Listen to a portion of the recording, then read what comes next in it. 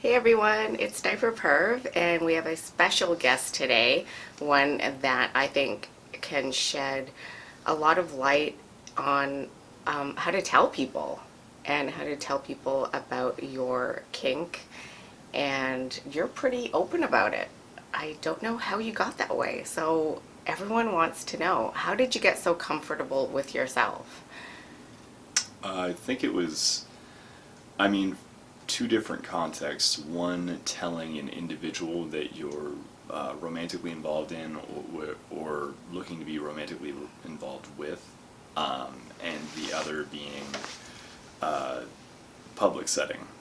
I'm definitely much more like reserved and unsure of myself in a public setting in terms of like public wearing or public talking or anything like that. But Right. for an intimate setting with an individual, I think it's super important to be yourself, especially if monogamy is something you're working towards in the context of either a long-term relationship or marriage or whatever that might be.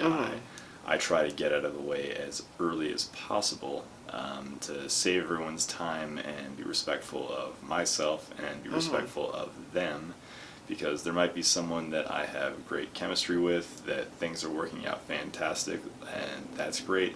And then I mention I'm in diapers, and they don't have any want to be involved in that. And that's just, it's respectful of their time and mine. Right. So And that, that would be a deal breaker for you, right, in the dating world? absolutely. Okay, that's good. So, oh, sorry, this is Dallas. So, number Yeah, one, you know what you want, and you can kind of pinpoint the make or break deals while dating somebody. absolutely. Have you ever dated someone and not told them about diapers? I don't, maybe in high school, yeah. Yeah. In high school, yeah. Um, in college, I mean, flings in college or outside of college, sure, but no, I don't think there's anyone that I've dated seriously, and even since my last like three long-term relationships in any context, dated without telling them about diapers. At what point in the dating part of it do you open up about your diapers? It's something I try to get out of the way very early on. There's not a set point in it, but Uh-huh. they know within the first few weeks. In the first few weeks. That's Yeah. awesome. Is it usually before you have sex or after you have sex? It depends. Really depends. Like I'll be in sexual scenarios with them. Yeah. Prior to that, it's right around that time. It's not. It's never far before or far after. So it's around sex. Okay. But sometimes I will have sex with them several times beforehand, and that's just a matter of time. Like it still Right. goes the weeks kind of thing. But Right. yeah, it has everything to do with time getting comfortable with that person. In total, how many non ABDL people have you told about your diaper fetish? I don't have an easily over 50. That's a lot. Easily over 50. That is a ton of people, over 50. I think this is the record of like people that I know. So that's really badass. And out of those 50 people, were they all people that you dated, or were any of them just friends? All people that I was romantically interested in one way or another. Either it was a fling or I was just talking to them about like certain kinky stuff and it came up, or it was just, yeah, it was somebody that I wasn't sure about, and I was like, okay, well, how do you feel about this? And they're like, if they're into it, I'm like, okay, well, this can proceed a little further. If they aren't, then I'm like, all right, that's my cue to get out of here, kind of thing. Oh, okay. There's so many questions I want to know. So we're going to break it down, right? Okay. So, do you have a blueprint on how you broach the subject? Like time and place. Is there a perfect setting that is more ideal than others? I mean, obviously time.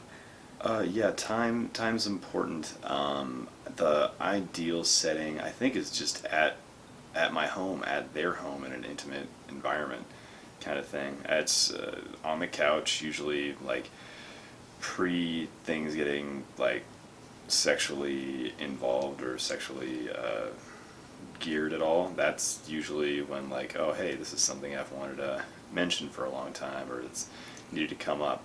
And sometimes that conversation might not be finished there because Yeah. what like things happen, like you leave the stove on or whatever else, right? But then you can, it has to be, to me, once that conversation started, it has to be finished within the period of the week. And even if we're busy, like that's, I mean, texting is anonymous and it's not like the bravest way to do it, but it is a way to finish it up. Yeah. You can't But finish it in person. Okay, I see. But it's always preferable to finish it in person. Yeah, Right. that's what I Okay. try to go for. So when you say finish the conversation, what does that mean to you? Well, you broach the conversation.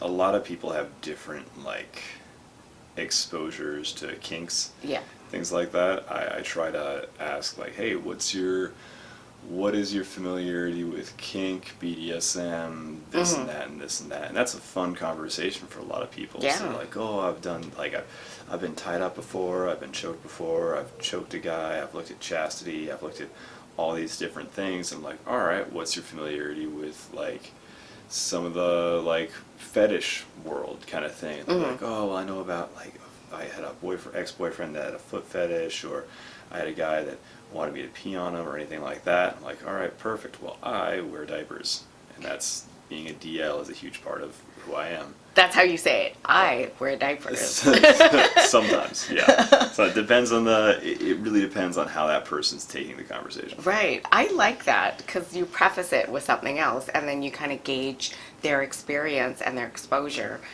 and while also sharing your opinions on them as well. Yeah. Okay. So after you say, I wear diapers, and then where does it go from there?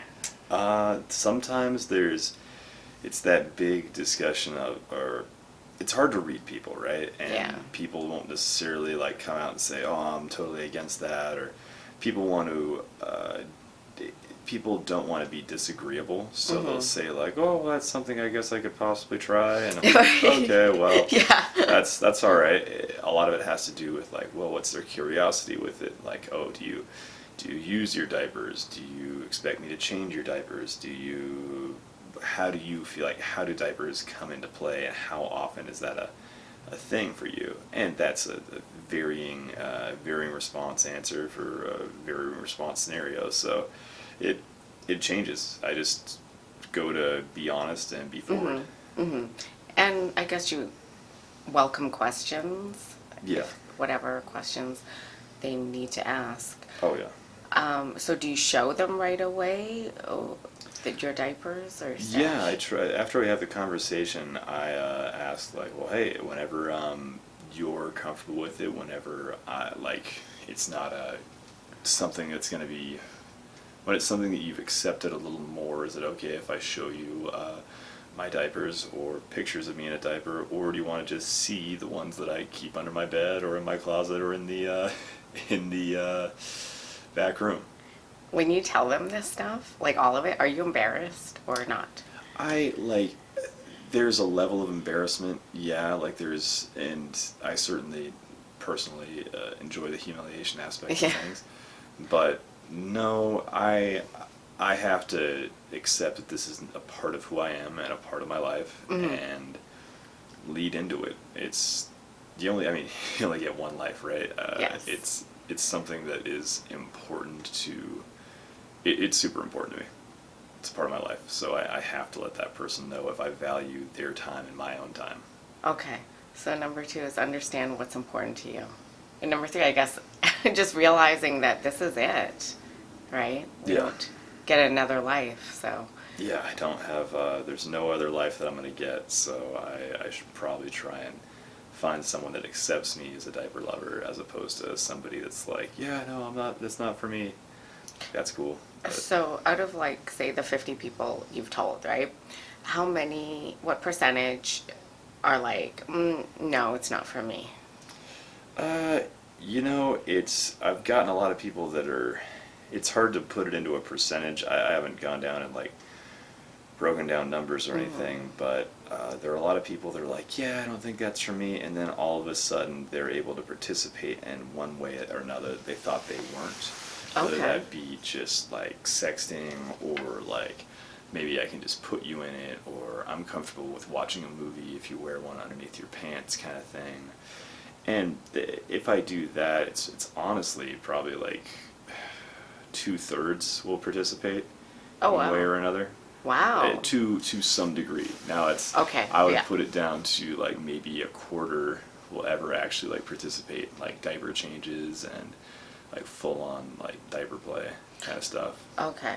So, and how many actually participate in the level that you want, would like, and makes you happy? Probably about a quarter. Probably about a That's quarter. that's pretty huge. So, do they all know that you, like when you tell them about the diapers, do you talk about the messing part? Yeah, that's the number one question that they'll get around to is like, oh hey, do you like, so do you just wear them or do you use them? And I'm like, yeah, everything you can do in a diaper I do.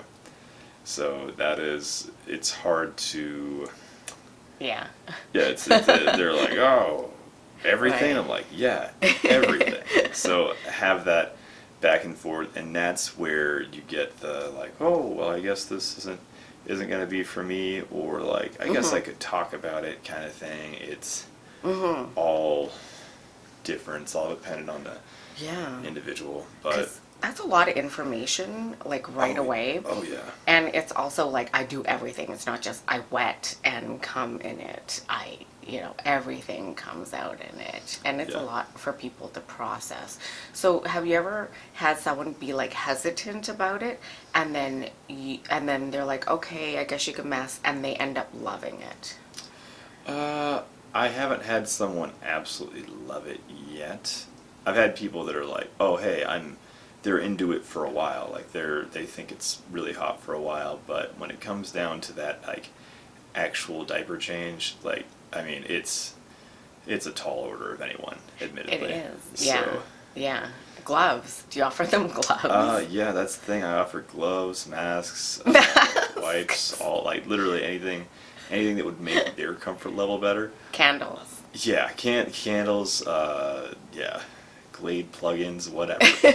Or Right. like if they have masks, put some essential oils inside the mask. Something and like that, right? Yeah. Anything to make them feel more comfortable about it. But the smell is part of it too. Oh yeah, it's definitely a part of it. Yeah. Okay, cool. So let's talk about like your three like serious relationships. Did all of them participate in the level you wanted? The last three relationships, yes, they did, to a level where it was absolutely like it was everything that I wanted. From a standpoint of like, oh hey, this is absolutely working See? for this. That's badass. He's done it. Like, well, I guess you would only like pursue the ones that take it well and Yeah. keep dating them Oh, yeah. versus the ones that are like, probably not. Yeah, and the probably not, like that's everyone's, not everything's everyone's flavor, right? That's I like to give them like, oh hey, well could you participate with this? Could you participate with this? And then let's work towards this. Uh-huh. I recently was talking to a girl and she was totally okay with it at first, and then okay with the like, okay, this is the sexting option of it, and this now we're going to talk more about, here are pictures of me in them. And then when it got to like, oh hey, I'm just going to wear this, we're going to like, take baby steps, to put a quote quote there, to move forward.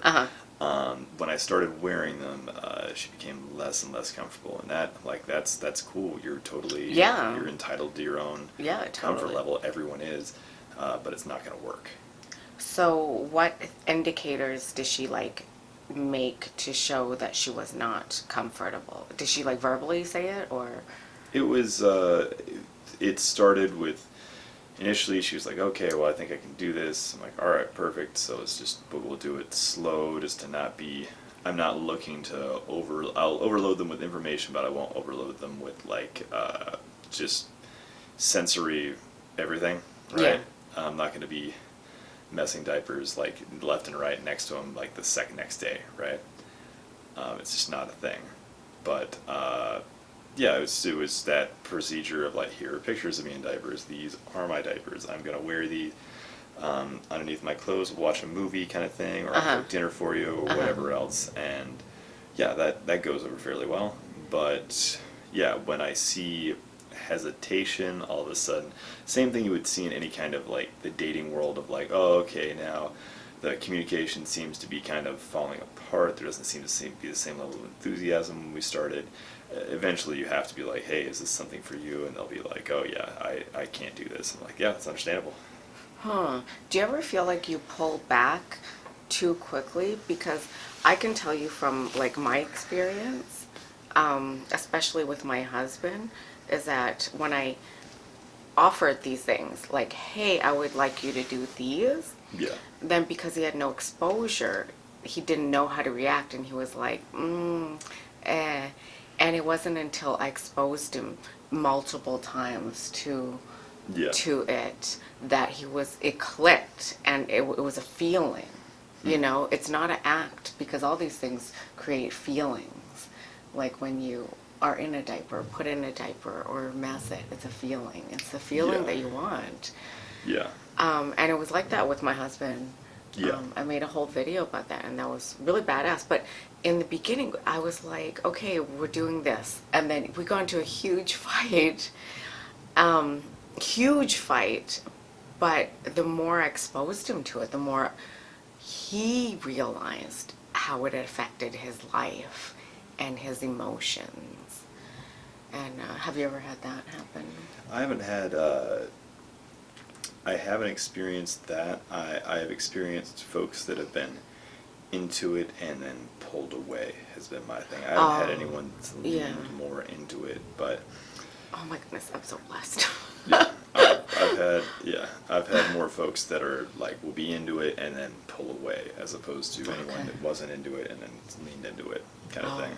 But I also, to be fair, I don't necessarily, and this is my own mistake, or at least this is my own issue, is I will, if somebody says they're not into it, I have to take them at their word. And I'm like, all right, well, that's not gonna, that won't work out for like my own sexual gratification, my own like life gratification. So it's just. Or maybe if they're hesitant and you're not sure, then you pull back and you don't go all the way, and then you're not sure. They'll never be sure because they were never shown it or whatever. That's so with the folks that are hesitant, I typically give them a little more time, but there won't be like a level of like monogamy or exclusivity until they've accepted that and all that. But I can like keep seeing them and all that. It's just not. Just keep it open. Exactly. Exactly. Still casually dating kind of thing. So let's talk about your level of acceptance of you. You are very self-aware of yourself and what you like. And how did you get to that level? Let's talk a little bit about your history with diapers real quick. Probably to get to the level of self-awareness, it was just fighting a whole bunch of like the shame that comes along with it, which is I shouldn't have, but being raised religious will make anyone shameful, depending on, like, some people I'm sure are able to like accept religion and accept their own kinks and all that. That's fantastic, but I certainly didn't feel that way, and I felt super shameful, and I had to find a way to where I could feel comfortable with who I am as a human being.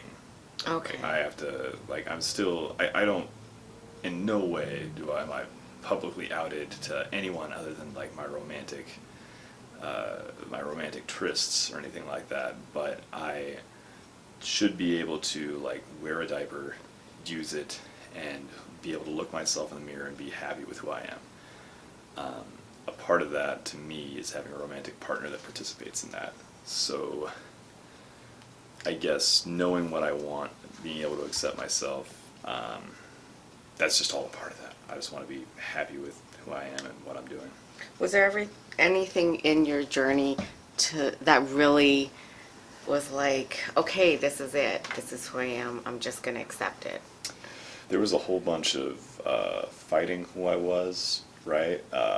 Through, I mean, it disappeared. It showed up super early, like the first time I started wearing diapers again, like you get out of diapers and you want to get right back into them, was when I was 5, and then tried again at 7, and then one more time at 12-ish.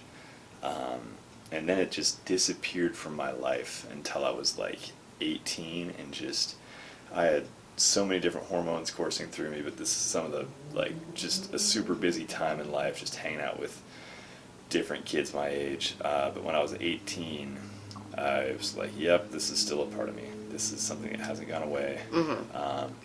And I told my my long-term girlfriend, and she was super accepting of it and really wanted to participate in it to help me out. That really set I guess that probably set the precedent for me always letting, significant others know. That's awesome. And it helped that your first long-term girlfriend was so accepting and participated in it and enjoyed it too. Because if it was the opposite, I'm sure people would get more reserved. Oh, yeah. Yeah. Yeah. And I think some of it is also, like, as you romantically pick a partner, you pick somebody that's, I feel like I'm fairly good at siphoning through folks that are not going to be accepting. And, like, that's the whole point of the first date. Yes, yeah, totally. So I always like to give the advice, like, date open-minded people. Yeah. Date people who love to learn. Yeah. Folks that are willing to budge and change what kind of a life whatever their expectations of life are, they're willing to learn or develop more as people. So how can you, like, see those qualities on, like, a first date? Do you have any tips? I mean, unfortunately that's just reading people, and that I just straight up ask very deep questions on, like, a first date. From, like, and it's sometimes some people can take it as off-putting.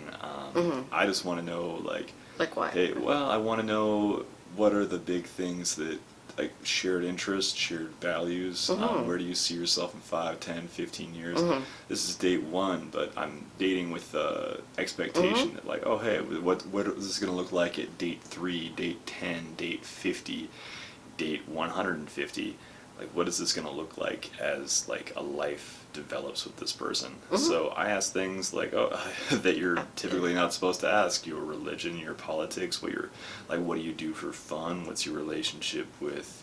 Wait, who says that they're not supposed to ask these things on dates? I'm confused. That's just what is that society that says don't ever talk about religion and politics initially? Like, I totally disagree with that. Oh, I think that's just, like, online stuff and, like, in big gatherings, like conventions and stuff. Yeah. I don't know.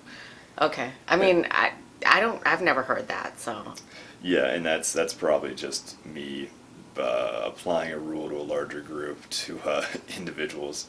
But I try to get as much information out of that first date as humanly possible. I love that. That makes so much sense to me because I've always thought, like, dating, the point of dating is to find a life partner. Yeah. And so how would you know who that is unless you asked real questions about who they are and how they think and what they expect out of life? Yeah. And like, find out what their values are, what they truly care about, and have sometimes you guys will challenge each other's worldviews, and that's totally fine. But, like, it's entirely, I try to, by the time I get to, I guess as it stands now, I'm usually going through internet dating. Right? Every once in a while I get set up with somebody from a group of friends or whatever. Yeah. But typically through internet dating, you're very much able to filter out different individuals because that's how they're set up.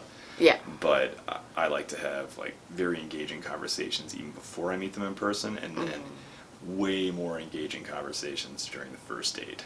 I want to know who that person is, and as much about them and what their expectations of the future, or at least goals for the future, are very early on. Oh, okay. What if someone doesn't have goals?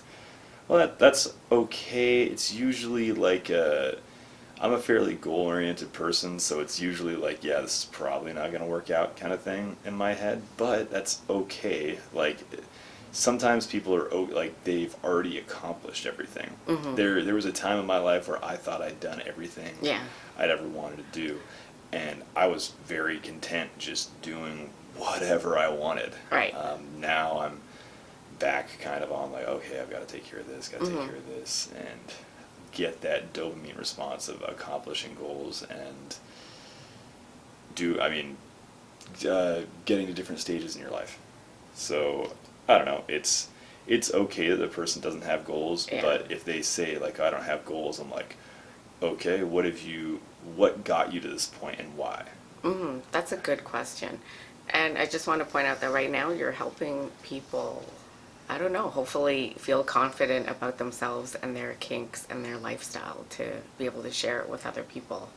And that's pretty huge. Thank you. I would hope that I would hope that at the end of the day, whatever you're into, whether it be ABDL or any other kind of kink, I mean, or if it's just a hobby like Magic the Gathering or something like that, that you're able to not feel shame about it and be able to look yourself in the mirror and be happy with who you are. But how do you not feel shame? That's the thing, is it's a combination of just reaffirming like who I am as an individual, and that's really difficult for people to do. I definitely feel shame in public settings. I definitely feel scared in those instances, but when it comes to just me and another person, or me at home, I am as happy as a clam. Has any of the people that you like casually dated and told about your fetish, has that ever come around and bit you in the ass? Like they told other people in a negative light or something? No, there's nothing that I've been able to, like, there was an instance where I suspected that one person had like screenshot our conversations and shown, that person, yeah, that person is without a doubt not a good person. I did not, and you know what, that's somebody that I didn't get the chance to filter out as well as I normally would, but they seemed very interested in this, that, and whatever, and then yeah, they just became they weren't who I thought they were, but they took those screenshots, and I don't know who or if they've ever sent them to anyone, and it's never affected my life personally or professionally. It's just not. This is somebody who could have done a lot of damage, and I don't even know if they have, because it's never come up in my day-to-day life. Wow. So I could spend my time being paranoid about it, or I could realize that I'm still a great person. I still have a lot more in my life besides just wearing diapers and all that, and it's not gonna affect my ability to wake up and be happy the next day. Wow. So I guess let's kind of wrap it up, or start wrapping it up. How are you doing back there? Oh, I'm doing okay. I'm doing all right. Yeah. I think sitting helps, right? It does. If you stood. Oh yeah, that'd be a lot more difficult. Okay, so